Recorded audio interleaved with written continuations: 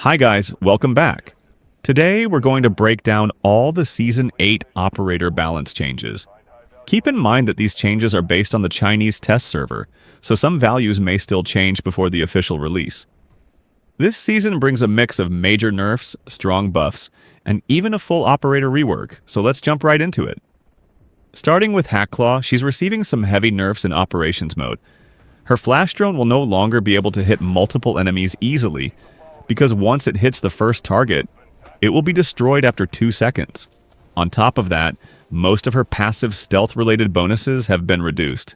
These changes don't affect warfare mode, but in operations, her overall effectiveness has been noticeably toned down.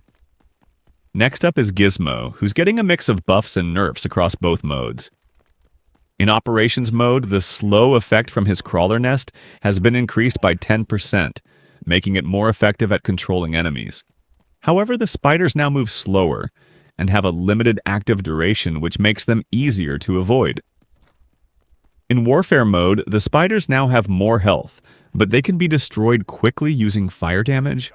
Zoya is getting a strong buff in operations mode.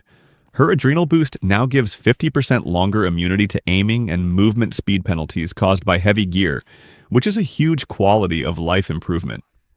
However, her blinding gas has been slightly nerfed, with the blind effect now triggering 0.7 seconds after enemies enter the smoke, giving them a small reaction window. DWolf has received several changes in both modes. His triple blaster now deploys faster, with the deployment time reduced from 0.8 seconds to 0.5 seconds. In operations mode, it no longer damages your own armor, but its base damage has been reduced significantly from 50 to 35. To make up for this, his ultimate ability has been buffed, allowing him to recover 50 health points in just 3.3 seconds after getting a knock instead of 5 seconds. For Ularu, the hipfire projectile flight speed of his loitering ammunition has been increased significantly in both modes. To balance this buff, additional bullet drop has been added, meaning players will still need good aim and control to use it effectively at longer ranges. Knox is being made much more solo-friendly this season. If you're playing solo or if both teammates are downed, his ultimate duration will now increase from 25 seconds to 35 seconds. On top of that, knocking down an enemy will now add 3 extra seconds to revive times, making revives a total of 7 seconds slower, which is a massive advantage during aggressive pushes. Tempest is receiving nerfs in both modes. After using her combat role, there will now be an additional 0.2 second delay before she can aim down sights and fire her weapon. While using her ultimate, her movement will generate more noise, including a noticeable rope sound, making it easier for enemies to track her. In operations mode, her self-revive penalty has been increased from 2 seconds to 3 seconds per knock, although this penalty still resets after she gets a knock. Shepard received a small buff in warfare mode, with his ultimate sonic drone's health increased from 10 to 50. This makes the drone far more durable and much harder to destroy quickly. Raptor is also getting buffs this season. Silverwing's maximum turning speed has been increased in both modes, making it more responsive in combat. In warfare mode specifically, Silverwing now has 50 health instead of just 2, meaning it can no longer be destroyed by a single bullet. Finally, we have a major rework for Tana that applies to both modes unless stated otherwise.